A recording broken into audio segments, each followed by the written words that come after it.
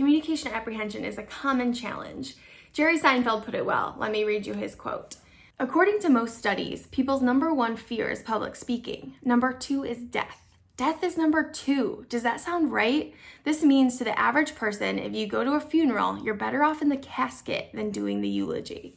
So we often think about communication apprehension in terms of public speaking. So something like giving a eulogy at a funeral, getting up in front of your class and giving a presentation. But people also experience communication apprehension in interpersonal interactions. So just a couple of people or just one other person.